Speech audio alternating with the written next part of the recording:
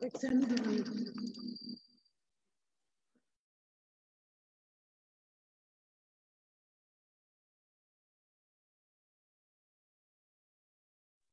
tu peux lui parler. Stéphane, tu peux commencer la réunion. Tout est prêt. Merci beaucoup. Bonsoir à toutes et à tous. Merci Jean-Christophe. Tout d'abord, heureux de vous accueillir en ce début d'année sur un thème de la transition écologique et de l'environnement. Et puis, permettez-moi, au nom de toute l'équipe, de vous souhaiter une très bonne année 2021 qui, nous l'espérons tous, sera plus lumineuse que 2020, en tout cas au fur et à mesure que nous allons avancer dans l'année.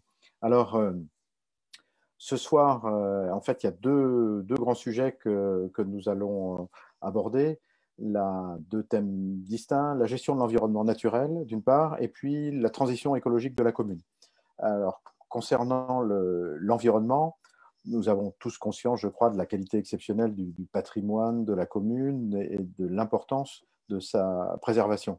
Je ne sais pas si vous le savez, mais près de la moitié des hectares de la surface de la commune, il y a 807 hectares et 349 sont de la forêt. Et en plus, la vallée de la Bièvre, nous le savons tous, est un site classé. Et je rappellerai aussi que nous nous sommes engagés dans notre programme à un zéro artificialisation nette sur l'ensemble du mandat. Je pense que Jean-Christophe aura l'occasion de revenir dessus ultérieurement. Alors, Jean-Christophe va démarrer par nous présenter la gestion actuelle des trois principaux éléments qui structurent notre patrimoine naturel, c'est-à-dire la forêt, et ce soir, ce sera principalement la forêt communale, notre rivière, la Bièvre, et puis la zone humide du Pré-Clos. Le deuxième sujet de la soirée, ce sera la transition écologique de la commune et plus particulièrement sa transition énergétique. Alors, nous savons tous qu'on a un énorme défi avec le réchauffement climatique, que tout le monde doit contribuer et à notre échelle, notre petite commune doit s'adapter, être résiliente et contribuer à l'effort nécessaire pour limiter l'empreinte carbone. Stéphane Touvet nous présentera justement l'état des lieux de la consommation énergétique de la commune et la politique que nous mettons progressivement en place pour réduire cette consommation. Un autre sujet qui sera juste abordé légèrement ce soir, c'est le label Citergie. Nous nous étions engagés à ambitionner ce label. C'est quelque chose qui prend du temps. Nous tiendrons cet engagement, mais ce serait prématuré de le faire aujourd'hui. Si on s'y lançait, on serait tout de suite balayé parce qu'il y a un travail préparatoire à faire. Donc, c'est probablement un travail d'1 à 2 ans pour pouvoir effectivement ambitionner déjà un premier niveau dans ce label Citergie. Et donc, dernier point qui sera abordé ce soir, sur les transports alternatifs, puisque aujourd'hui, les transports motorisés, c'est la première source d'émissions de gaz à effet de serre dans notre pays. Et à notre niveau, nous devons aussi rendre plus facile les développements des BUCOA, alors qu'ils le peuvent par des moyens alternatifs à la voiture individuelle. Alors, bien sûr, ce sont les transports en commun, mais pour les déplacements à l'intérieur de la commune, nous parlerons ce soir de l'avancée de notre plan vélo au niveau local.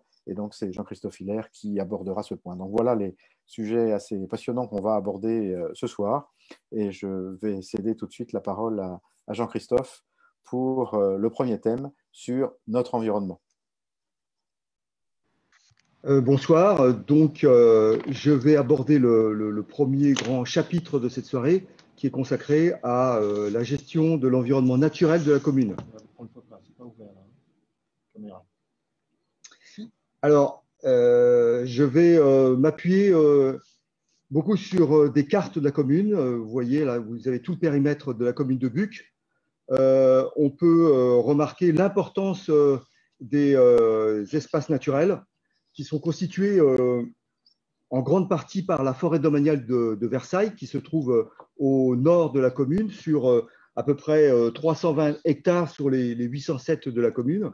Mais nous avons aussi comme milieu naturel remarquable la présence de notre rivière, la Bièvre, qui coule sur à peu près 2800 mètres linéaires d'ouest en est. Donc là, je vais vous faire un petit exposé sur la gestion de la Bièvre.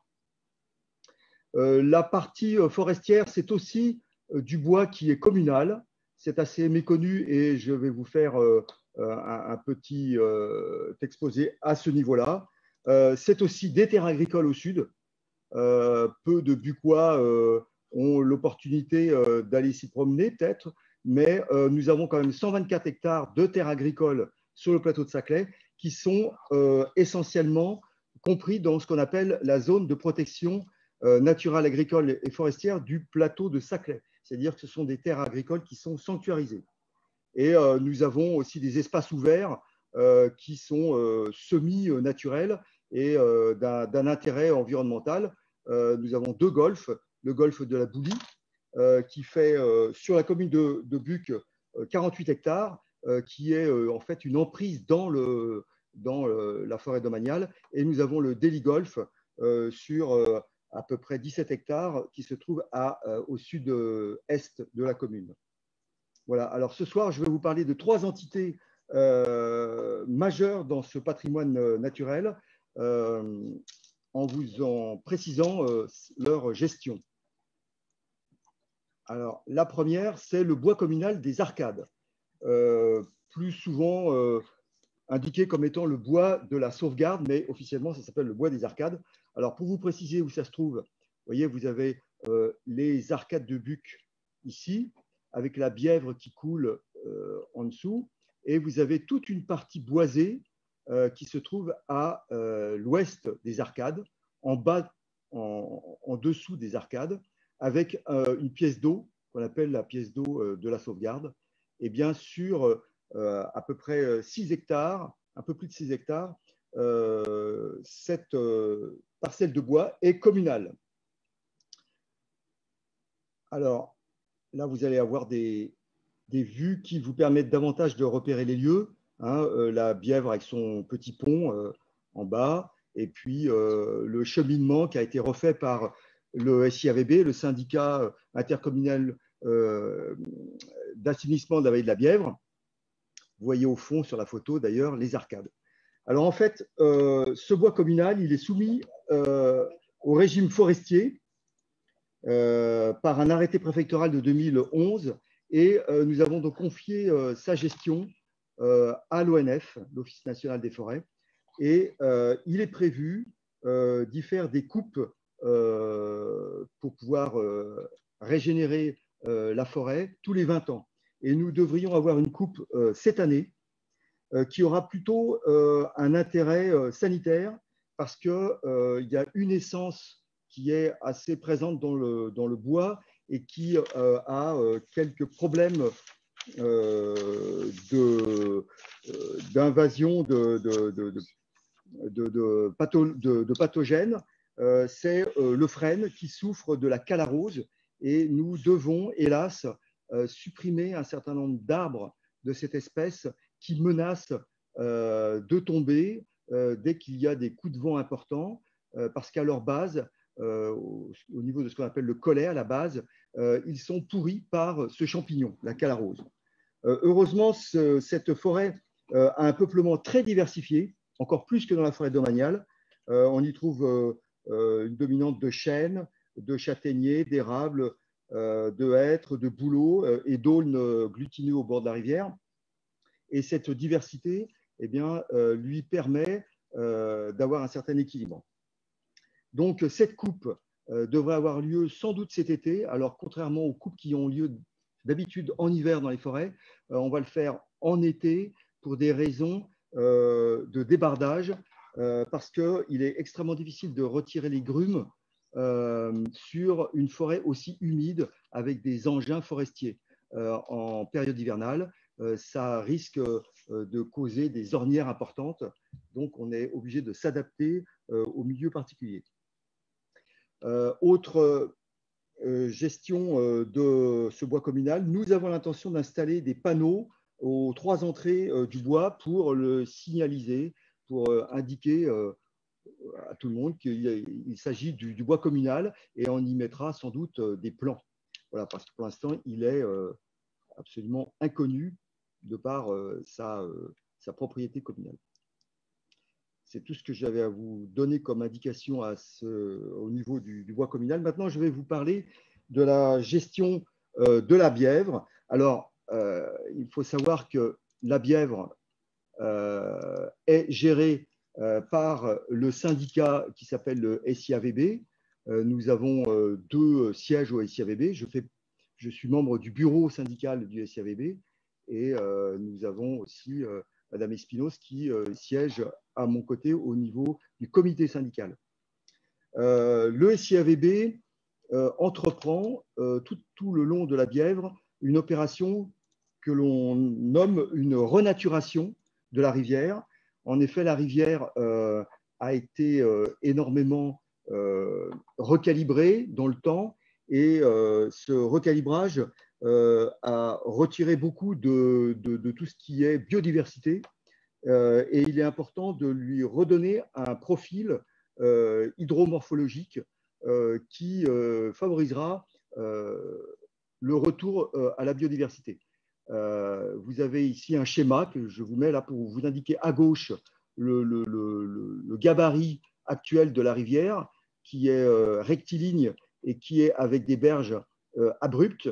Il est préférable d'avoir un lit qui soit beaucoup plus large, avec un fond plus profond, mais avec un étalement possible de la rivière quand elle est en période de crue ou en tout cas d'eau plus importante, qui s'étale davantage. Et tout ça, ça favorise ce qu'on appelle la réimplantation d'une végétation au bord du cours d'eau, ce qu'on appelle la ripiscive. Et la ripiscive, ben, c'est très favorable au retour d'énormément d'animaux et forcément de plantes. Cette opération va être menée sans doute en 2023. Actuellement, elle est en étude. On en parle dès à présent parce que la commune est partie prenante, ainsi que tous les propriétaires riverains. Et on devrait avoir donc dans quelques années une rivière qui aura un profil relativement différent de ce qu'il est actuellement. Vous avez ici une vue aérienne, d'ailleurs au niveau du bois communal des Arcades, avec le passage de la rivière tel qu'il devrait, il pourrait être au terme de cette opération de renaturation, avec un reméandrage beaucoup plus important que le linéaire actuel. Alors forcément, les cheminements annexes seront revus, etc. Voilà, donc ça c'est quelque chose qui va énormément changer le paysage de la commune dans son ensemble, on peut dire. Oui, alors je crois qu'il y a une question à ce niveau-là qui est en train de mettre… Alors, les coupes forestières vont-elles respecter la saison de nidification et de nourrissage des oisillons? Alors, effectivement, il est important de pouvoir tenir compte. Enfin, on a une forêt qui n'a pas une destination sylvicole. Elle n'a aucun intérêt à ce niveau-là. Donc, on se doit avant tout de la gérer pour en respecter la biodiversité.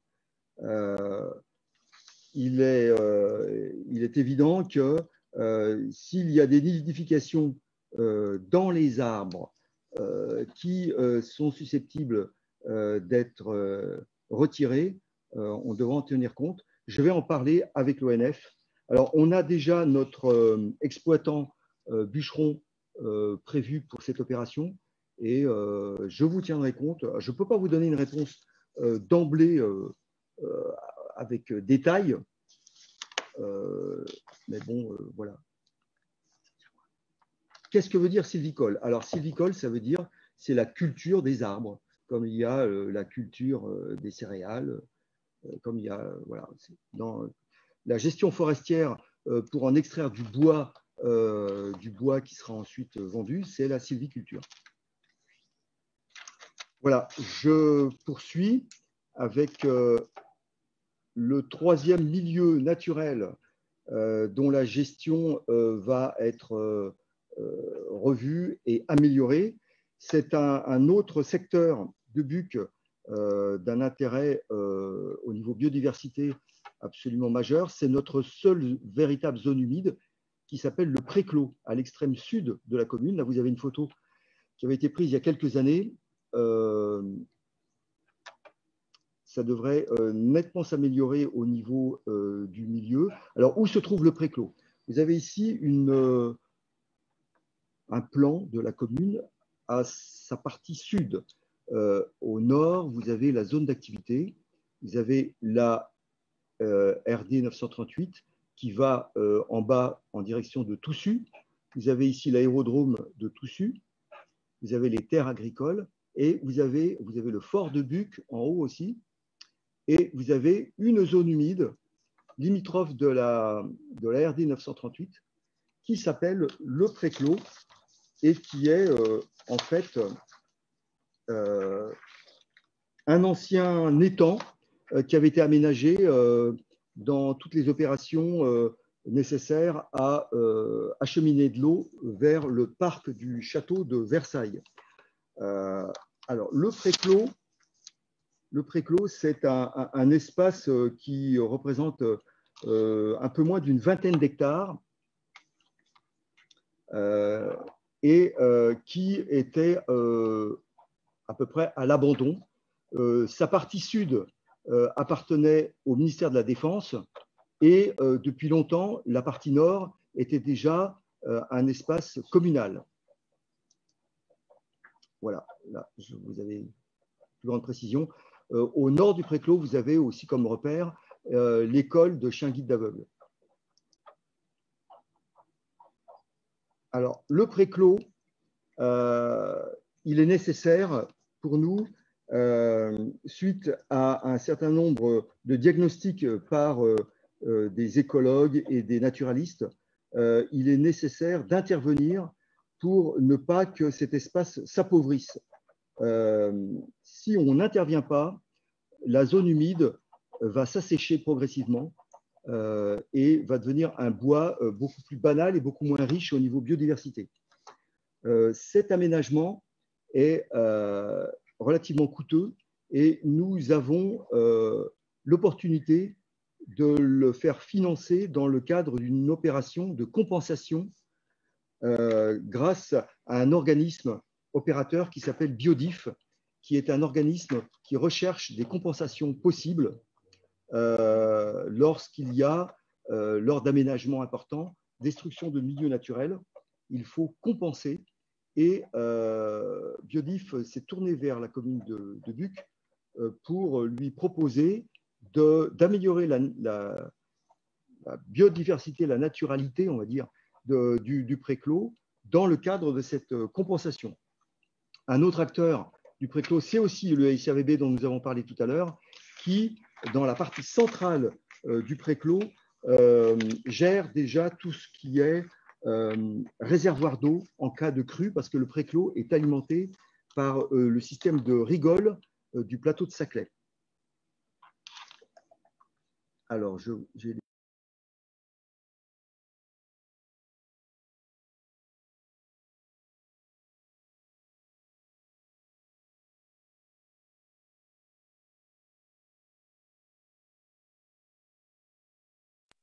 Alors, je crois que voilà, les questions, vous devez comme vous avez mon écran, vous devez les voir aussi. On voit carrément. Non, il est bon. Non, il est bon. Non, d'accord, vous ne les voyez pas. Les cheminements du bois de la sauvegarde ont été refaits en 2020. N'est-ce pas inutile de les refaire à nouveau? Et l'étang de ce bois sera-t-il maintenu? Alors, déjà, l'opération de renaturation de la Bièvre va se faire dans un certain nombre d'années. Ensuite, le reméandrage va forcément couper le cheminement actuel. Donc, il faudra peu ou prou refaire ce cheminement à cause de cet impératif. Ensuite, l'étang, il est prévu que la Bièvre coule dedans et l'alimente bien davantage, parce que le problème de cet étang, c'est qu'il est peu alimenté, il est alimenté que par des sources et une petite canalisation venant de la Bièvre. Là, il sera partie prenante du cheminement de la Bièvre qui aura cette étendue d'eau en plus. Voilà. Comment est prévu pour l'instant? Alors, c'est un cabinet d'études spécialisé dans la renaturation des cours d'eau qui propose cette solution. Sera-t-elle retenue? Peut-être, peut-être pas. Hein. On n'en est qu'au niveau des études. La renaturation de la Bièvre a entraîné l'arrêt total du flux d'eau de la cascade située au Haras, aux abords de Buc Ressources, notamment. L'eau y croupit depuis des mois. Quelle solution? Alors, ce bras supérieur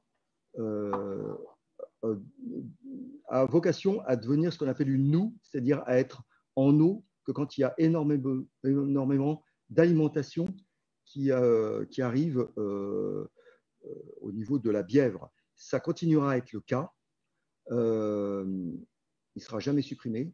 Quant à cette petite pièce d'eau avec la cascade, elle est appelée, enfin en tout cas c'est une solution proposée par le cabinet d'études, à devenir une zone humide, c'est-à-dire qu'elle serait rabaissée au niveau de la Bièvre, elle serait alimentée directement par la partie inférieure de la Bièvre.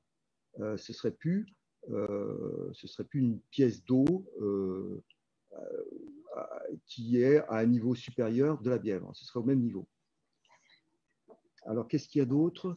Est-ce que les nombreux déchets en contrebas de la RD 938 dans le bois communal, talus, sont ramassés avant et pendant les travaux de la zone, sur la zone du bois communal?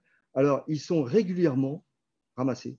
S'ils n'étaient pas ramassés, ce serait bien pire que ce que l'on voit actuellement. Il y a une action au niveau de Versal-Grand Parc intercommunal pour essayer de trouver des solutions en commun entre toutes les communes pour lutter contre les dépôts sauvages. Il faut qu'il y ait une action concertée parce que si une commune mène des actions avec énormément de surveillance de sécurité, les dépôts sauvages se reportent sur les communes limitrophes. Donc, il faut que tout le monde travaille ensemble en même temps. C'est un problème très compliqué. Les solutions diverses et variées qui ont été déjà expérimentées ne donnent pas toutes forcément les résultats attendus. Par exemple, la surveillance avec des caméras, ça ne marche pas tout le temps. Il faut trouver moyen d'avoir les numéros d'immatriculation des véhicules qui déposent les déchets.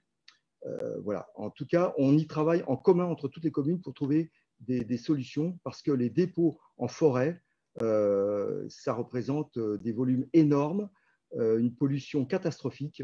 C'est le deuxième poste budgétaire de l'ONF, par exemple, sur l'Île-de-France. Alors, quelles sont les parties, pourcentages de la Bièvre qui seront renaturées sur la commune de Buc? À quelle échéance?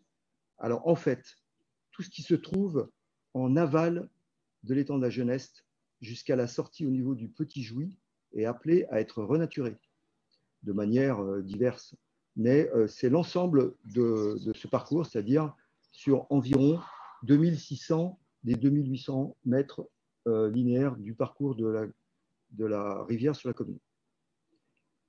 En fait, il y a donc deux étangs dans ce bois, celui de la cascade, on ne peut pas appeler vraiment ça un étang, c'est une petite pièce d'eau, et celui avec les trois ponts, tout à fait, qui sera maintenu, mais qui aura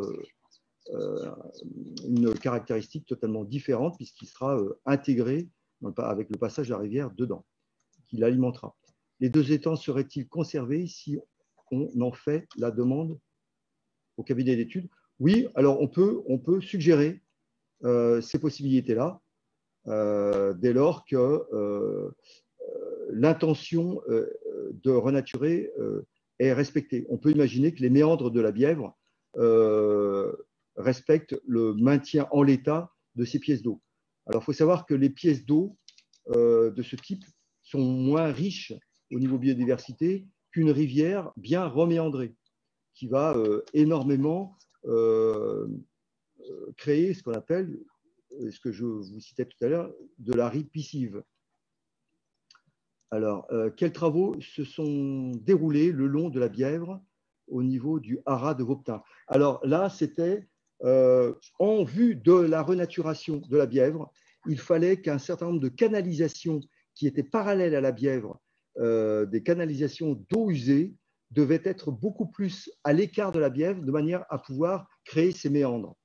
Voilà, ce sont des travaux préliminaires et qui ont permis d'ailleurs de remettre des canalisations aux normes, alors que celles qui étaient auparavant à cet endroit-là étaient extrêmement anciennes et commençaient à péricliter. C'était encore une question, ça, non? Oui. En fait, il y a donc 2 étangs dans ce bois, celui de la cascade, oui, avec les 3 ponts. Les 2... Ben non, ça, j'ai répondu à cette question. Voilà. Alors, si vous me permettez, je poursuis et je finis sur mon propos concernant le préclos, parce que je pense que c'est important. Donc, vous voyez ici la départementale. Vous avez l'école de chiens guides d'aveugles. Vous avez l'amorce en bas de l'aérodrome. Et voici donc nos 18 hectares de zones humides, partiellement humides. Je vais vous mettre par-dessus ça un fond qui vous permet de mieux comprendre. Voilà. Alors, l'opérateur de compensation biodif est intéressé pour gérer et renaturer à notre profit toute la partie qui est encerclée de jaune, qui n'est pas la partie qui est comprise dans le rouge. Tout ce qui est dans le rouge, c'est le SIAVB, qui a besoin de ce périmètre pour contenir de l'eau en cas de forte crue, eau venant de la commune de Guyancourt, de Saint-Quentin, et qui, si on ne fait rien, se déverse brusquement dans la Bièvre. Donc là, on a un réservoir potentiel de 40 000 m3 une fois que la digue ancestrale du Préclos sera totalement rénovée par le SIAVB. Et tout le reste du périmètre a vocation à être amélioré pour pouvoir y mettre des mares, pour y retirer des arbres de manière à ce qu'il y ait plutôt une végétation de type marais qui est beaucoup plus propice à accueillir des oiseaux, notamment un oiseau qui est emblématique, qui s'appelle le pouillot phytis et qui doit être compensé aussi dans l'opération de biodif. Voilà, on aura l'occasion d'en reparler. On a demandé aussi à ce qu'il puisse y avoir à terme un cheminement permettant d'avoir un parcours pédagogique propice à faire de l'initiation à l'environnement, des observations de la nature. Le Préclos, je l'ai déjà dit en d'autres occasions, on y a déjà identifié plus de 70 espèces d'oiseaux à des périodes différentes. Donc, dans l'ensemble des inventaires, on y a trouvé énormément de choses au niveau ornithologique, donc, mais au niveau aussi des champignons, plus de 300 espèces de champignons, au niveau des batraciens, enfin bref, c'est extrêmement riche. C'est un patrimoine absolument important à préserver et à améliorer, à ne pas laisser dépérir sur la commune. Voilà les 3 ensembles que je voulais vous citer. Je vais peut-être répondre à des questions, c'est ça?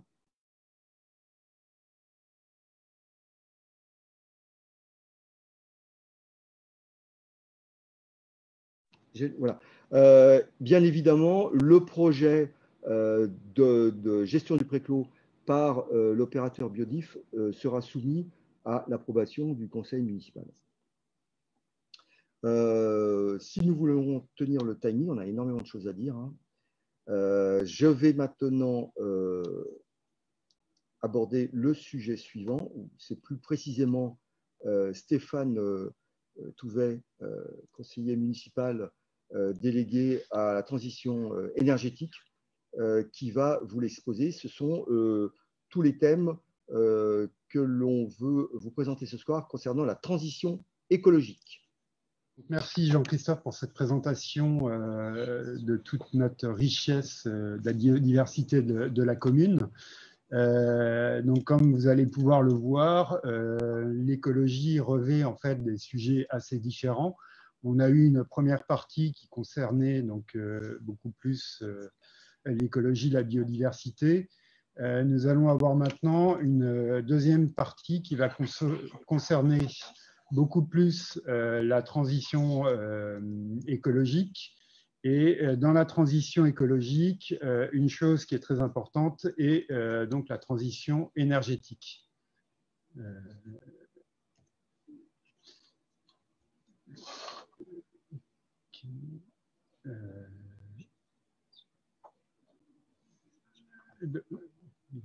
qu'est-ce qui est projeté là? C'est ce qu'on peut.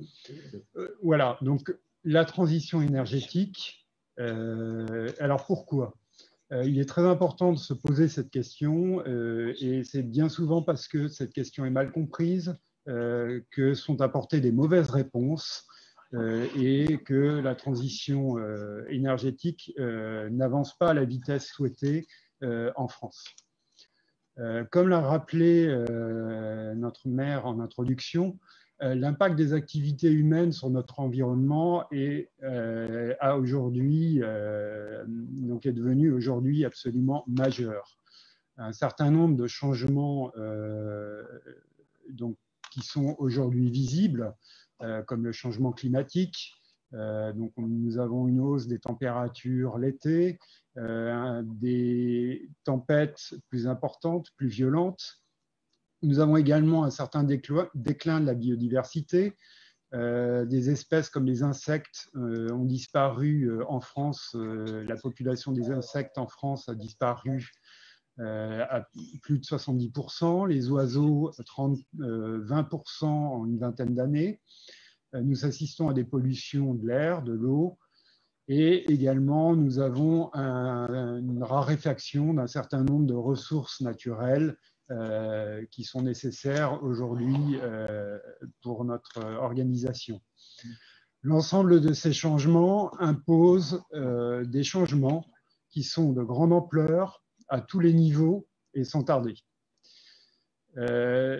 Une chose qui est très importante à comprendre est que le fonctionnement de notre société contemporaine est très dépendante de l'énergie et d'une énergie très abondante. On a du mal à se représenter la quantité d'énergie par personne qui est nécessaire aujourd'hui pour faire fonctionner le système.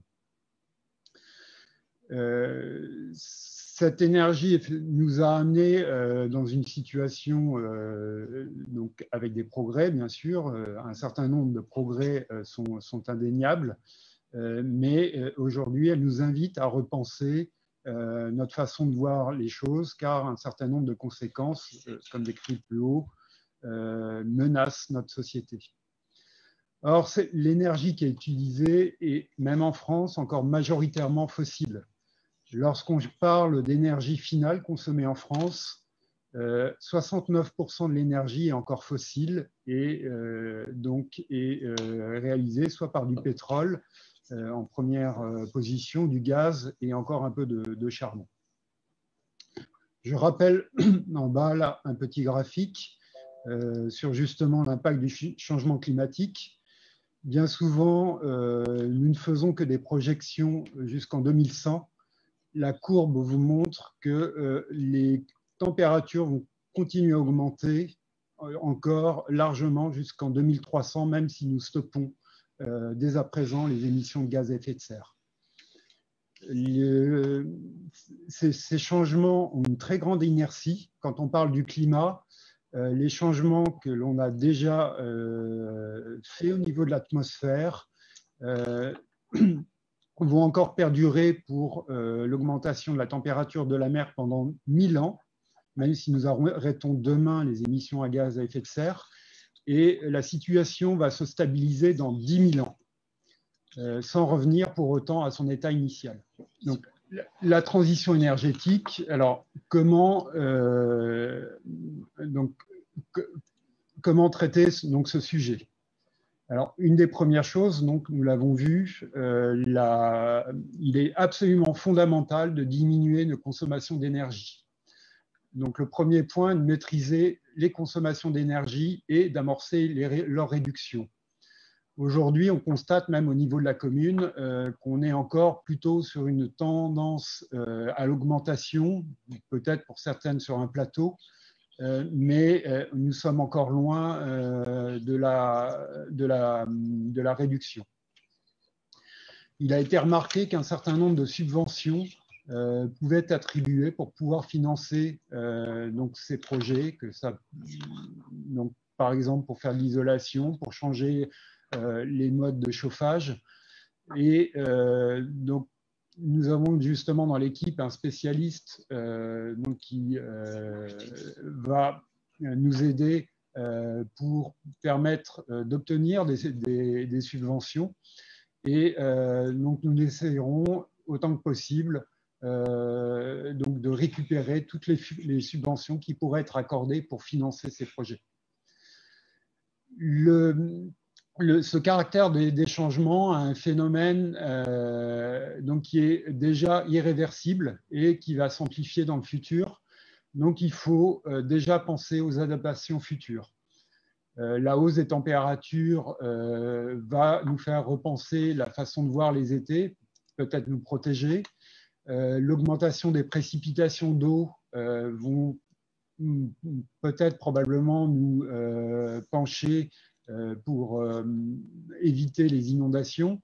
Le réchauffement et les sécheresses qui vont s'amplifier pourraient par exemple faire devenir des massifs forestiers comme nos forêts autour qui n'ont pas actuellement de danger ou de risque d'incendie, de voir dans les décennies qui viennent s'amplifier ce genre de risque.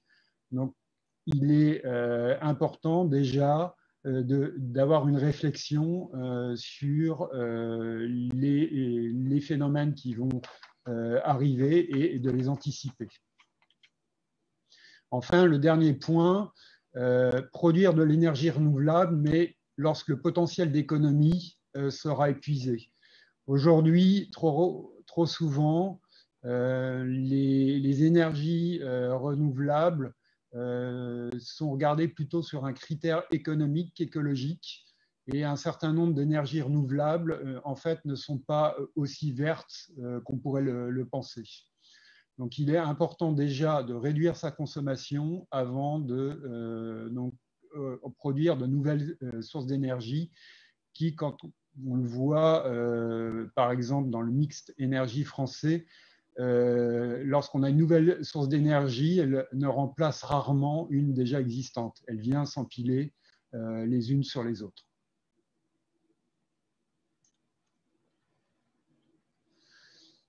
Alors, le premier point, c'est de faire un état des lieux et donc de faire un état des lieux de la consommation municipale. Donc, de réaliser des audits au niveau de la consommation de gaz, électricité, eau, de l'ensemble des bâtiments de la commune. Ces audits vont nous permettre de mettre en place ensuite un certain nombre d'indicateurs, de tableaux de bord, qui nous permettront d'identifier les dérives, les anomalies de consommation. Ils nous permettront également d'identifier les postes les plus consommateurs et ainsi de donner une certaine priorité à des améliorations sur certains postes en fonction de leur intérêt. Enfin, la dernière partie, une fois donc ces identifications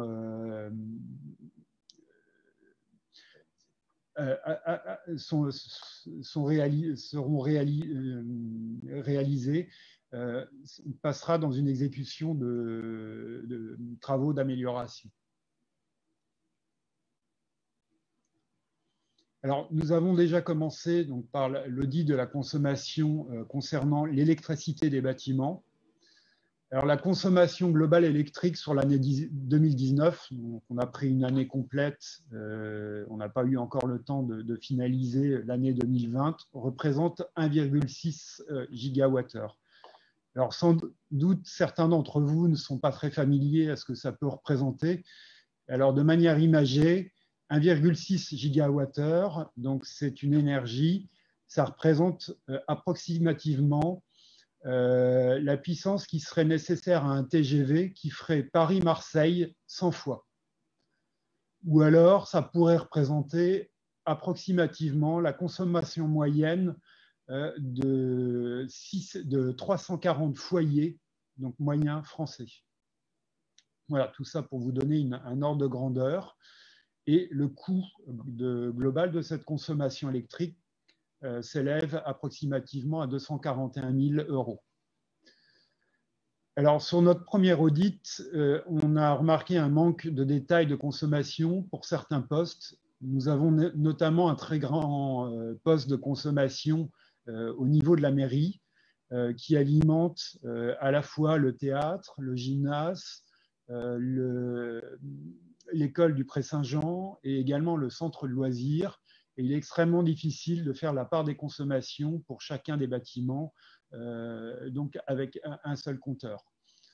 Donc, pour pallier à ce problème, il sera prévu donc d'ajouter un certain nombre de compteurs divisionnaires de manière à mieux identifier la consommation de chacun des bâtiments individuellement.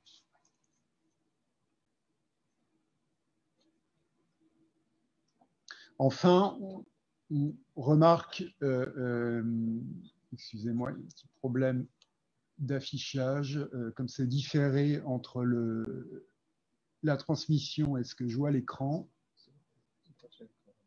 Voilà. Et le dernier point, donc, on a déjà identifié un certain nombre de bâtiments où une consommation nous semble très, très importante et donc nous allons chercher à comprendre pourquoi.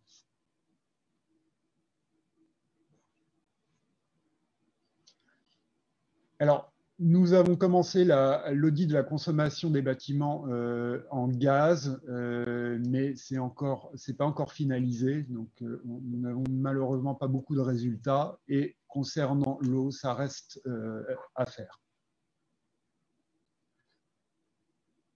Alors, voici donc c'est un graphe qui vous montre un petit peu la répartition de la consommation électrique à Buc en fonction des différents postes.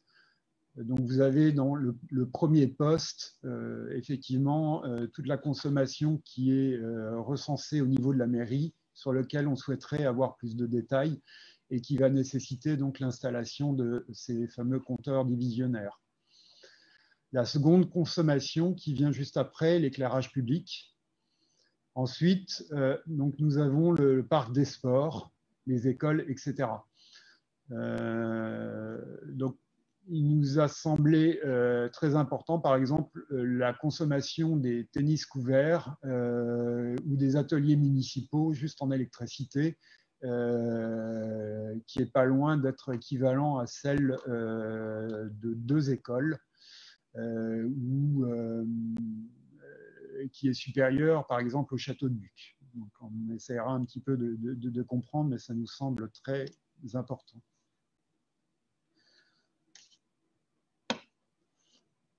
Alors, un second volet de la transition énergétique est les déplacements, comme l'a rappelé Monsieur le maire en début, en introduction. L'empreinte carbone des Français, comme vous le montre un petit peu ce schéma, qui, en fonction de ce que vous faites, en fonction de vos différents postes, vous donne une idée de votre empreinte carbone. L'empreinte carbone d'un Français moyen, donc probablement à Buc, elle est plus importante, est de 12 tonnes de CO2 par an et par Français. Dans ces 12 tonnes, plus de la moitié est représentée en fait par les importations. Les émissions de gaz à effet de serre qui sont produites sur le sol français représentent moins de la moitié de ces émissions. Et donc, dans un poste qui est un des postes plus importants est le transport, et dans le transport et la voiture, où on a quasiment 2 tonnes de CO2 par Français en moyenne et par an, juste pour les déplacements en voiture. Donc, au vu donc de ce bilan carbone, alors excusez-moi, un petit problème, voilà. Donc, nous souhaitons donc promouvoir les mobilités douces et offrir donc un certain nombre d'alternatives à la voiture, de façon à reporter donc les usages qui pourraient être faits donc sur le territoire de la commune et les faciliter notamment par des circulations à vélo. Alors, excusez-moi, ça vient tout doucement.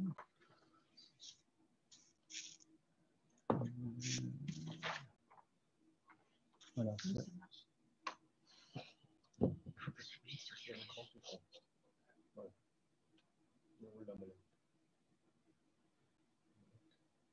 Il y a un temps de retard. Voilà. Voilà. Donc, le premier point a été un certain nombre de mesures de façon à favoriser la circulation à vélo à Buc. Donc, nous avons recensé de manière détaillée tout l'ensemble des points améliorés sur les pistes cyclables, notamment à l'aide de Vélobuc, donc l'ensemble des points qui sont dangereux et des signalisations qui devront être améliorées. Donc un certain nombre ont déjà été faites, notamment des marquages pour renforcer la signalisation de la piste cyclable rue Louis Blériot notamment. Le deuxième point, donc un constat qui a été fait, il y a un manque évident de places de parking pour les vélos sur l'ensemble du territoire de la commune. Donc nous avons fait un recensement de l'ensemble des places de parking existantes de façon à prévoir pour un budget pour 2021 de les étendre ou bien même des projets de création de parking, notamment, donc je pense à côté du théâtre, où donc il y a peu de possibilités, c'est assez pauvre. Enfin, le dernier point, au niveau des mobilités durables et notamment au niveau de la circulation à vélo, il est très important d'avoir une continuité dans les pistes cyclables. Alors, au niveau de la commune, nous avons une sorte de fracture entre donc le côté nord et le côté sud, et donc un point de liaison manquant et la zone qui part, la fin de piste cyclable qui arrive au début des arcades et qui va jusqu'au rond-point Jean Casal. Donc pour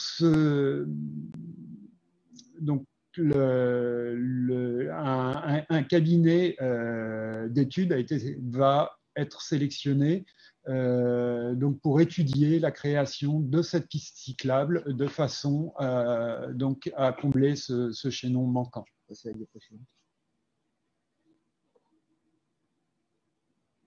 Alors, vous avez ici une vue de ce périmètre, hein, bien connu de tous les adeptes du vélo. On a d'ailleurs eu un certain nombre de courriers de Bucquois indiquant la dangerosité à la montée. Alors, autant à la descente, généralement, c'est plus fluide, c'est plus facile. Mais à la montée, il est évident qu'il faut une piste cyclable à ce niveau-là. C'est de la compétence de Versailles Grand Parc. Tout ce qui est piste cyclable en dehors de tout ce qui est urbain, et là on est un petit peu en dehors de l'urbain. Donc c'est VGP qui a budgété déjà l'étude, parce que c'est un petit peu compliqué. Vous pouvez voir que les talus qui se trouvent sur la droite sont relativement abrupts, et aménager une piste cyclable à ce niveau-là nécessite un renfort du contrebas, en gros. Et donc, tout ça va se faire sur une enveloppe du contrat de développement qui s'appelle Yvelines Plus, qui a ciblé un certain nombre de réalisations et 2 pistes cyclables sur VGP, dont 600 mètres, je crois que c'est 600 mètres, pour nous, entre le début des arcades et, comme le disait Stéphane, le rond-point Jean Casal. Alors, ça, c'est la principale réalisation qui va être faite au niveau piste cyclable. Je vois qu'il y a une question. Il faut absolument des pistes cyclables sécurisées pour les enfants pour accéder au MLK et au LFA. Alors, effectivement, tout ce qui est aménagement autour du MLK et du LFA, c'est-à-dire la rue Colin Mamet, va faire l'objet d'un travail au niveau de la commission urbanisme Et il y aura certainement une réunion publique qui vous présentera ça. Mais ce n'était pas prévu pour ce soir. La grande quand même, actualité qu'on vous présente, c'est la rue, la RD 938. Alors, il y a aussi, nous dit-on, un chaînon manquant dans le sens entrée Buc Nord vers Buc Village. Est-ce pris en compte? Alors, je suppose que la personne qui pose la question veut dire sur la rue Louis Blériot. Alors, à la montée rue Blériot, on a une piste cyclable. À la descente, en fait, ce n'est pas une priorité. C'est pas une priorité, en tout cas pour les adultes, pour les vélos adultes. C'est sûr que pour les enfants, c'est peut-être un peu compliqué. Mais pour en être un adepte et un usager quotidien en vélo, j'ai aucune difficulté à descendre dans la circulation des voitures sur la rue Blériot. Donc, même si ce n'est pas l'idéal, bon, voilà, après, la discussion, faut-il y a des sites propres vélos en site urbain ou faut-il plutôt s'orienter sur du 30 à l'heure, sur tout le circuit, etc. C'est un peu, ça, c'est des grands débats. Je vois qu'il y a d'autres questions. Concernant les vélos, des pistes leur sont dédiées et pourtant les cyclistes sont quasiment en permanence sur la route. D'ailleurs, la signalisation de ces pistes par un panneau rectangulaire ne les rend pas obligatoires. Des panneaux ronds, oui. Oui, tout à fait. Tout à fait. Alors, c'est pas parce qu'on est cycliste qu'on est plus respectueux du code de la route, qu'on est plus gentil que les automobiles. Ça, je le sais bien. Après, effectivement, obliger les cyclistes à emprunter les pistes cyclables, c'est parfois effectivement vivement souhaitable. Ça dépend des gestionnaires de la voie. On peut voir ça avec le département, avec VGP, ou nous-mêmes, nous pouvons, sur certains tronçons, prendre l'initiative. Ce sera étudié, je veux bien l'entendre. Alors, autre question, a-t-on une idée du délai pour la réalisation de la piste des Arcades? Ah, très bonne question. Je pense que ce ne sera pas avant 2022, hein, sachant qu'il faut d'abord que l'étude soit déjà réalisée par le cabinet précité. Ben oui, on ne peut pas aller plus vite que la musique. Nous, les premiers, nous souhaitons que ce soit fait le plus rapidement possible. Je pense que le délai raisonnable, c'est que les travaux soient faits en 2022. Et en tout cas, nous faisons tout pour accélérer le processus. On en a parlé récemment à VGP, qui nous a dit qu'il nous convoquerait très prochainement à une réunion pour cette étude. Le feu de signalisation permettant au vélo de passer au rouge au niveau de la boulangerie Bachelet en remontant la rue Blériot n'est-il pas dangereux? Alors, effectivement, il y a sur tout le long de la rue Blériot une possibilité pour les cyclistes de pouvoir passer au rouge, mais ça ne leur donne aucune priorité. Ils sont tenus, vous avez vu sur les feux, des petits panneaux triangulaires qui s'appellent des K20 ou K12, je ne sais plus. Enfin, leur numéro, je ne sais plus. Ces panneaux indiquent aux cyclistes qu'ils peuvent passer au rouge à condition de céder le passage aux automobilistes dans l'autre sens. C'est sûr que si on a affaire à des cyclistes qui ne respectent pas ça, c'est très dangereux. Mais on peut comprendre que les cyclistes puissent, dans certaines occasions, plus facilement que les voitures, avoir un aménagement du code de la route. Alors, pour répondre à la personne, il faut séparer les cyclistes route du dimanche, qui ne peuvent pas utiliser la piste cyclable à cause de leur boyau, effectivement, et les cyclistes urbains qui vont travailler matin et soir et qui ont besoin de pistes sécurisées étant donné le trafic. Effectivement, il faut bien distinguer les différents usagers de la bicyclette. Ceux du week-end, on peut remarquer qu'ils ont une attitude totalement différente et ils ont des vélos totalement différents, effectivement, qui ne supportent pas certains problèmes qui peuvent se trouver sur leur parcours. Il faut que ça trace, donc c'est sûr que ce n'est pas les mêmes, ce n'est pas les mêmes vélos. Autre question, bonjour, vous parlez de la circulation des pistes cyclables ne pourriez-vous un feu, mettre un feu quand on vient de Jouy et que l'on prend la montée pour aller vers les arcades, il serait bon de mettre un feu ou une signalisation. Vous voyez ce que c'est? Venant peut-être des loges, non? Alors, parce que venant de Jouy, il y a effectivement un feu au niveau des arcades. Alors après, peut-être que ce monsieur veut dire venant au niveau du virage. C'est peut-être ça? D'accord. Eh bien, on ne peut pas vous répondre tel quel. On va poursuivre quand même notre exposé pour ne pas que ce soit trop long.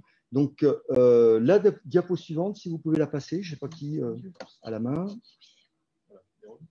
Alors, la diapo suivante, c'est pour vous indiquer ce qu'il est prévu comme aménagement de stationnement pour les vélos. En fait, c'est essentiellement la circulation intracommunale qui nous intéresse pour les vélos. Alors, c'est à VGP d'envisager les déplacements vélos sur des plus grandes distances, notamment pour les gens qui travaillent à l'extérieur de Buc et qui veulent se déplacer en vélo. Donc, il y a une vue d'ensemble sur tout le territoire de l'agglomération. Nous y participons. Mais nous sommes plus orientés, en ce qui nous concerne spécialement, sur les possibilités de se déplacer dans Buc à vélo. Se déplacer dans Buc à vélo nécessite donc d'avoir des pistes cyclables sécurisées, on vient de le dire, tout n'est pas encore parfait, notamment pour les enfants. Il faut aussi avoir la possibilité de stationner sur les centres d'intérêt que l'on doit pouvoir atteindre en vélo.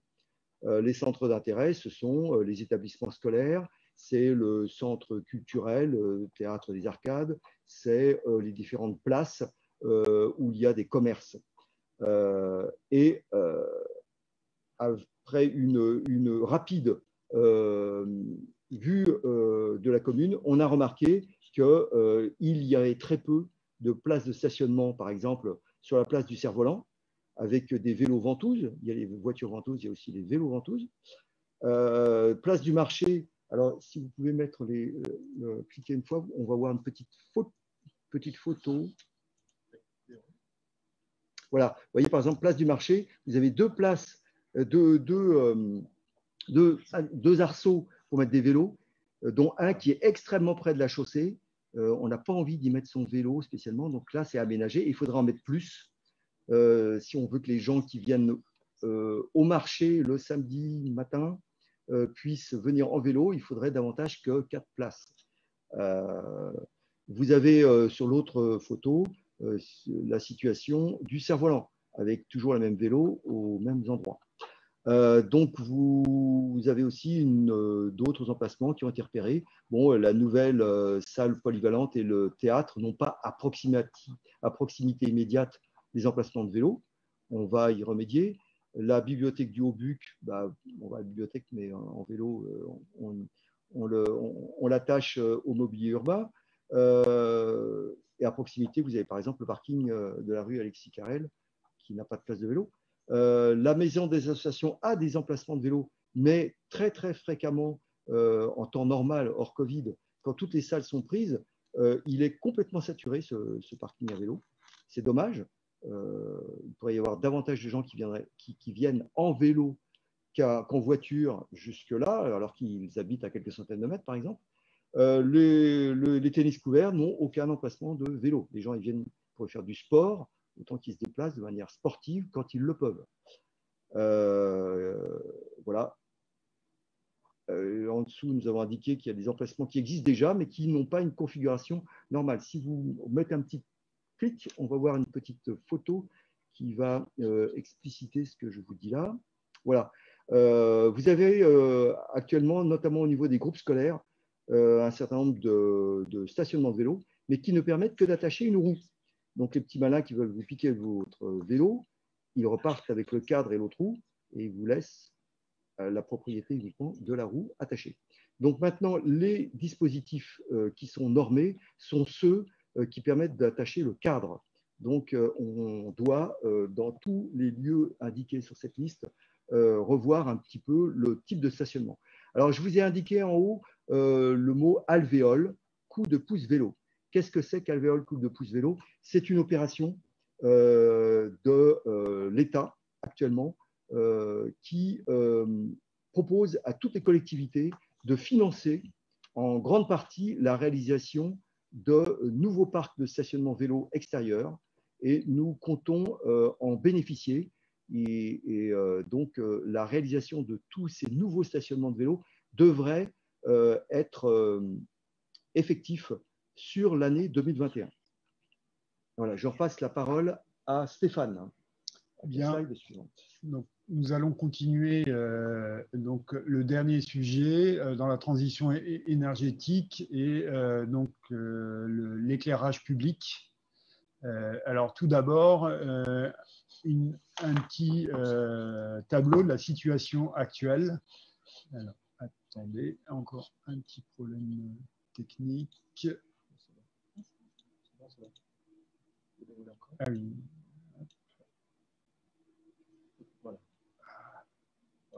Voilà. Donc, un petit bilan de la situation actuelle de l'éclairage public. Alors, toujours pour avoir une année complète, parce que sur ce type de consommation, il est important d'avoir une consommation annuelle pour tenir compte des variations saisonnières. L'éclairage à Buc donc, représente 384 MWh, ce qui est l'équivalent de un quart de la consommation électrique municipale totale. Le coût que représente cette consommation électrique représente donc 50 000 € approximativement.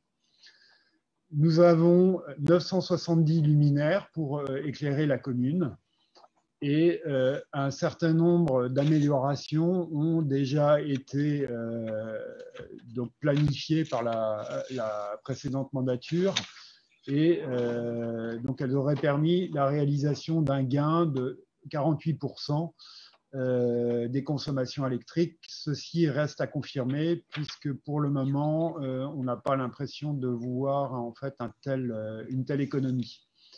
Alors, les améliorations consistent à remplacer les éclairages sodium, donc ces fameux éclairages qui ont une couleur orangée, par des éclairages à LED qui, eux, sont plus performants. Donc, ces rénovations vont courir jusqu'en 2024 pour terminer les différentes phases. Vous avez notamment la rue Louis Blériot qui est encore équipée de lampes sodium et qui devrait donc être prochainement remplacée par des éclairages avec des luminaires LED. Et donc la fin de ces rénovations devrait encore apporter une réduction d'environ 10% de la consommation électrique. Vous avez sur la droite un tableau avec des points qui matérialisent les différents luminaires et les différentes couleurs. Alors, c'est probablement un petit peu petit pour voir, mais chaque couleur indique en gros une année et de réalisation des travaux. L'année 2024 devant terminer l'ensemble du rétrofit du parc des luminaires.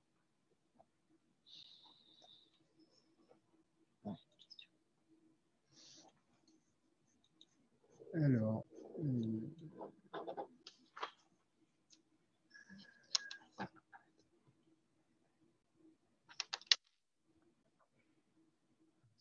très long. Ah, voilà. Alors, l'objectif donc pour la transition écologique, c'est bien entendu de réduire cette consommation électrique, que ce soit au niveau du coût, mais également de l'empreinte carbone, même si la France a une production d'électricité qui est principalement décarbonée. 8% de l'électricité française est réalisée avec donc des énergies fossiles aujourd'hui. Donc on a quand même une petite partie de l'électricité qui génère une empreinte carbone aujourd'hui.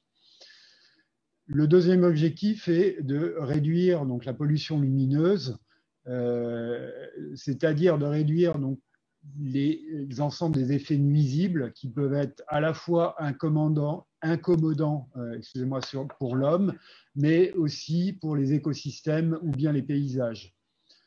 Alors, ceci, on le réalise grâce à la mise en place d'une trame noire.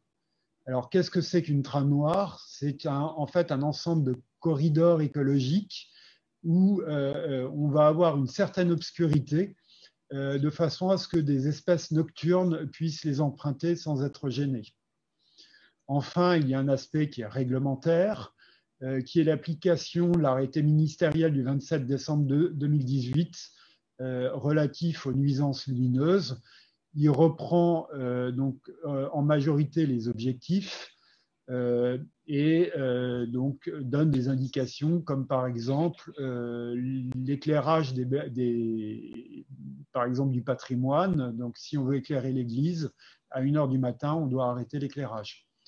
Un autre exemple, il est maintenant interdit d'avoir des globes ronds qui pourraient éclairer au-dessus de l'horizon. Donc on essaye de concentrer la lumière sur les zones utiles et d'éviter de la disperser vers l'espace pour limiter cette pollution lumineuse. Alors, quelles sont les possibilités d'amélioration que nous avons encore?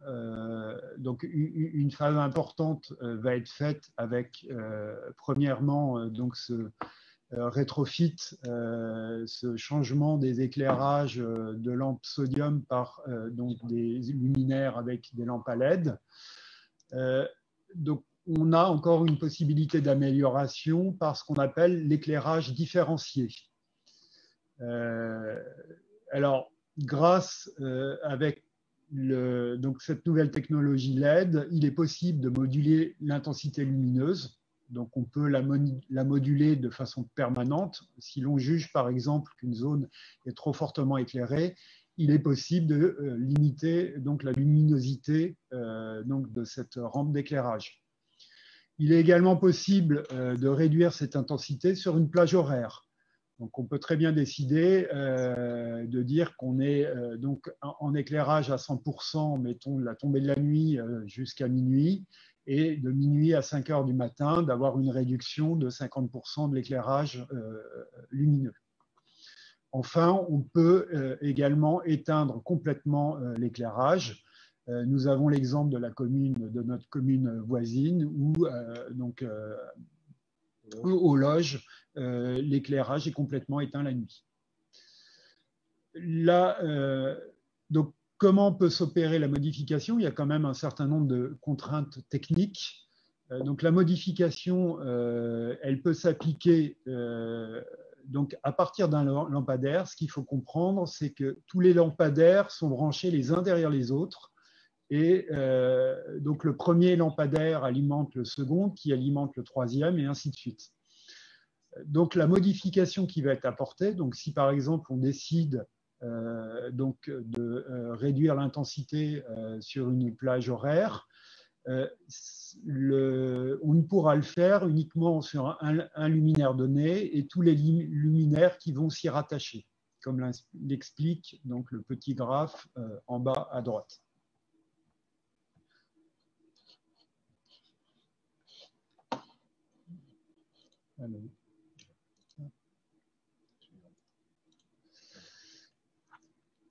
Alors, quelles sont les zones concernées en priorité? Alors, donc, il y avait le parvis des lumières où l'éclairage était permanent, donc ça a été fait. Une horloge astronomique a été mise en place de façon à ce que nous ayons donc une extinction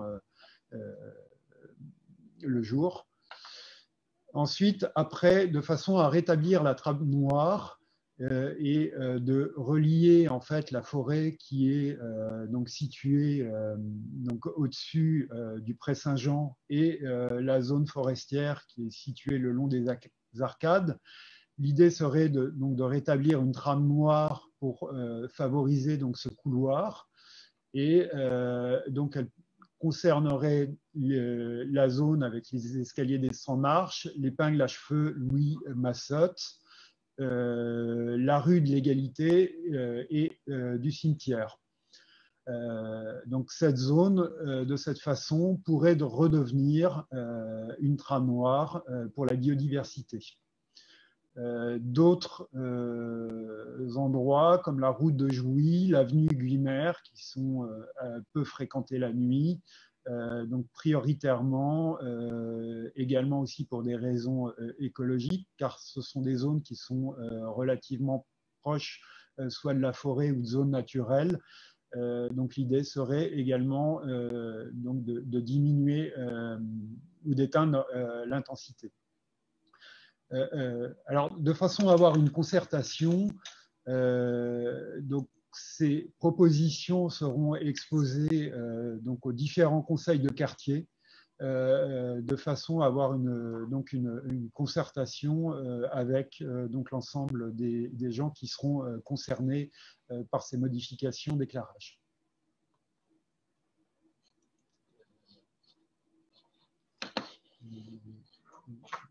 Ben voilà, je pense qu'on a fait le tour des sujets. On peut répondre à un certain nombre de questions qui nous sont parvenues. Alors, concernant… Alors, j'ai vu, il y avait une question sur l'énergie, notamment donc, pourquoi on n'utiliserait pas donc la force hydroélectrique de la chute d'eau donc au bout de l'étang de la Jeunesse. Alors, on a fait un certain nombre de calculs. Donc, on pourrait récupérer quelques mégawattheures. Voilà, l'ordre de grandeur, c'est qu'on pourrait éclairer une vingtaine de luminaires sur la commune. Voilà, l'ordre de grandeur qui pourrait être récupéré. Alors, il faut savoir que, bien sûr, cette énergie n'est pas continue. Donc, c'est une énergie moyenne, notamment pendant les périodes d'étiage. Donc, ça serait relativement faible. En tout cas, c'est un projet qui devra être présenté au SIAVB, puisque c'est eux les gestionnaires. Voilà. Alors, moi, j'avais une question qui m'était parvenue concernant l'environnement. Est-il prévu, dans le cadre des travaux du Pré-Clos, de remettre en valeur aussi le site du Chœur de Louis Massotte? Alors, le Chœur de Louis Massotte, c'est effectivement un monument relativement modeste qui signale là où l'aviateur d'essai Louis Massotte était tombé avec son avion en 1938. Évidemment, on y a pensé et on a présenté ça aussi au SIAVB, toujours, qui a donc un bail pour la gestion de ce secteur-là, puisque c'est sur la digue de la pièce d'eau principale au Pré-Clos. Alors, d'autres questions? Alors, je prends une autre question. Avez-vous regardé l'éclairage à l'énergie solaire?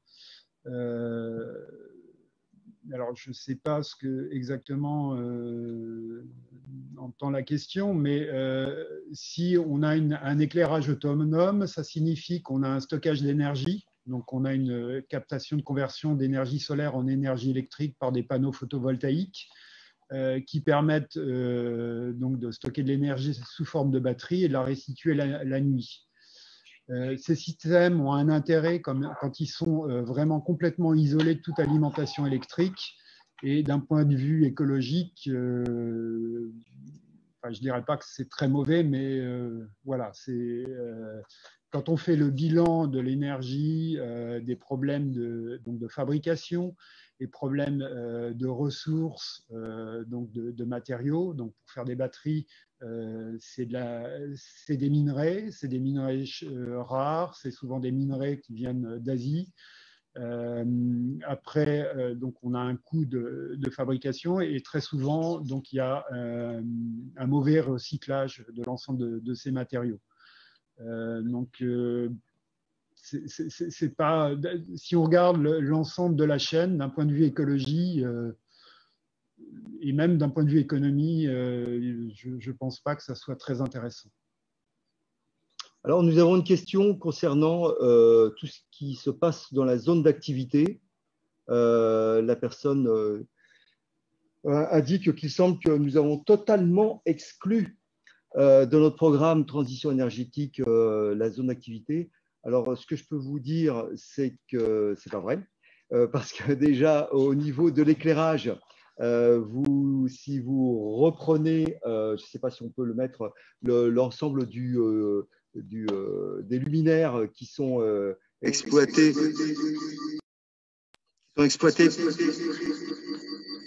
Ah, j'ai l'impression d'être sur la Lune. Voilà, on m'entend peut-être là? Oui, alors donc, concernant l'éclairage de la zone d'activité, elle est comprise dans tout le plan d'éclairage de la commune. Notamment le passage au LED, ça s'est fait et c'est en train de se faire chez eux aussi. Concernant tout ce qu'on appelle l'économie circulaire, en fait, parce que c'est ça qui est intéressant dans une zone d'activité comme celle-là. Nous avons l'ambition que VGP, qui a la compétence économique sur la zone d'activité, se penche sérieusement sur le problème. Ça a déjà été le cas pour tout ce qui est synergie en ce qui concerne les déchets. Il y a déjà, puisqu'il y a, je crois, 4 ou 5 opérateurs de déchets sur la zone d'activité, et il est fait en sorte qu'ils puissent avoir une certaine synergie avec les autres entreprises. Concernant les véhicules, je peux vous dire que le nouvel opérateur de récupération des ordures ménagères, qui s'appelle Coved, qui est maintenant implanté sur la zone d'activité, n'a plus que des camions au gaz. Donc, on va passer à une énergie beaucoup moins polluante, beaucoup moins bruyante aussi. Et que son concurrent, qui continue à avoir une partie du marché, qui s'appelle Nicolin, va passer aussi au gaz. Voilà, donc déchets, consommation d'énergie. Alors après, artificialisation des sols sur la zone d'activité. Il faut savoir que les bâtiments sont extrêmement contraints par la réglementation et qu'ils ne peuvent pas avoir un pourcentage d'artificialisation sur leur parcelle supérieur à je ne sais plus combien. En tout cas, tout ça est suivi par l'urbanisme. Voilà.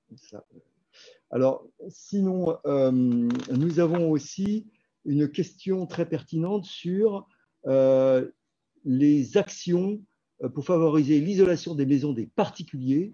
Pourquoi ne pas faire un défi énergie, une conférence à la mairie? Alors, effectivement, ce soir, nous ne vous avons parlé que de ce que nous voulons faire pour le patrimoine municipal.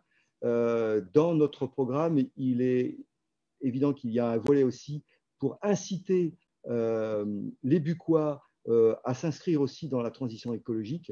On n'en a pas parlé ce soir, mais nous allons communiquer beaucoup sur tous les défis. Effectivement, c'est un organisme qui s'appelle l'ALEC, qui se trouve sur Saint-Quentin, qui coordonne ce genre d'action. Et j'ai eu récemment des contacts avec l'ALEC pour que les prochains défis, alors il y a un défi par rapport aux déchets, dont nous n'allons pas parler non plus, mais qui, à lui tout seul, est un sujet qui pourrait qui pourrait être abordé sur une soirée entière. Donc, le défi du zéro déchet par VGP et l'ALEC, le prochain, on ne loupera pas le coche. Et il y a aussi ce qu'on appelle les défis déclic, qui essaye d'inciter la population à pouvoir mesurer son empreinte écologique, au-delà même de son empreinte carbone, parce que tout le monde parle que du réchauffement climatique, mais il y a toute notre empreinte sur la nature, sur nos consommations énergétiques, nos consommations de toutes les ressources naturelles. Tout ça, c'est important à connaître et à essayer en termes, essayer d'être plus vertueux à ce niveau-là. Donc, il y a des opérations incitatives extrêmement intéressantes qui s'appellent les défis, et dont le défi déclic. Il y en a un qui est en cours actuellement, c'est un peu tard pour qu'on prenne le train en marche. Le prochain que fera l'ALEC de Saint-Quentin, dont nous relevons, il n'y a pas de problème, nous relayerons cette information-là pour qu'un maximum de Bucquois puisse s'y inscrire. Alors, Alors, une autre question très technique de la suite d'ailleurs d'une question que j'avais commencé à répondre de Robert. Il existe des systèmes capacité sans batterie. Il se trouve que je connais très bien le sujet. Ces capacités-là, donc ça s'appelle des supercaps. Elles ont eu des capacités, l'ordre de grandeur, c'est quelque chose entre 10 et 50 fois moins qu'une batterie. C'est très bien pour éclairer un phare de vélo. C'est plusieurs ordres de grandeur trop petits pour faire un éclairage public. Donc là, on peut parler de veilleuse, mais pas d'éclairage avec ce système-là. Vous avez notamment dans les jardins ces petites lumières qui s'allument toute la nuit. On parle de lucioles, mais pas d'éclairage. Hein. Entre un éclairage comme ça et un éclairage public, c'est des milliers de fois plus de puissance. Donc on n'est pas du tout dans les bons ordres de grandeur. Il y avait une autre question sur la quantité d'énergie renouvelable produite par la commune. Alors non, on n'a pas tellement d'idées. Donc elle peut être, à mon sens, de trois types.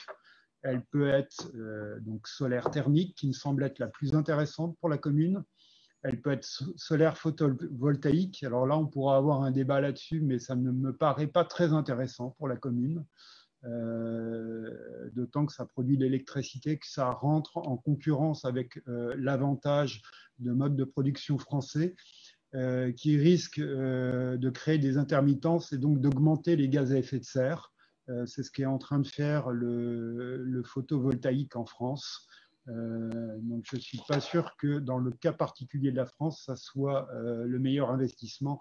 Et c'est pour ça qu'à mon sens, il semble bien plus intéressant aujourd'hui d'utiliser ces investissements pour isoler, pour réduire la facture, que d'essayer par des montages économiques. Enfin, c'est plutôt aujourd'hui l'aspect il est plutôt économique qu'écologique à mon sens, d'aller dans cette direction. Donc et enfin, le troisième, énergie renouvelable. Alors, c'est le résultat d'un calcul. C'est ce qu'on appelle l'énergie restituée par les pompes à chaleur. Alors, qu'est-ce qu'une pompe à chaleur? Ben, c'est en gros l'inverse d'un frigidaire. Vous mettez l'intérieur du frigidaire dehors et vous gardez l'intérieur chez vous et ça vous fait du chauffage. Et dans le processus, en fait, vous avez une aspiration de la chaleur qui est à l'extérieur et vous la remplacez par du froid. Et dans l'opération, vous pouvez gagner entre 3 et 4 fois l'énergie que vous consommeriez avec de l'électricité, avec une pompe à chaleur. Et ce gain est comptabilisé dans le bilan des énergies renouvelables par la France comme étant enfin, des énergies renouvelables. Donc ça, par contre, c'est un axe qui est très intéressant pour les particuliers, notamment quand ils sont dans le cas d'utilisation de sources d'énergie comme le fioul, où là, ils auraient tout intérêt à remplacer leur chaudière fioul par des pompes à chaleur. Alors, on va bientôt finir parce que je pense qu'on est dans le timing qui avait été indiqué. Pour conclure, il y a énormément de choses qui n'ont pas été dites. Il y a beaucoup, sans doute, de frustration parce qu'il y a des sujets qui n'ont pas été abordés. Notre intention, c'est de créer aussi des groupes de travail avec les Bucquois qui sont passionnés, intéressés par certains sujets précis, notamment tout ce qui est énergie. Certains d'entre vous nous ont déjà signalé leur intérêt pour le sujet et dès qu'on en aura la possibilité, on fera des réunions pour travailler le sujet, notamment pour proposer aux Bucquois les solutions les plus vertueuses, les plus intéressantes à adopter quand on est convaincu de l'importance d'avoir une transition énergétique domestique, par exemple. Je pense qu'il sera aussi intéressant concernant l'environnement de proposer à ceux qui le souhaitent des réunions sur la biodiversité, notamment sur l'importance d'avoir un état des lieux par des inventaires faunistiques et par le suivi d'espèces indicatrices. Donc, ceux qui sont un peu naturalistes doivent voir de quoi je veux parler.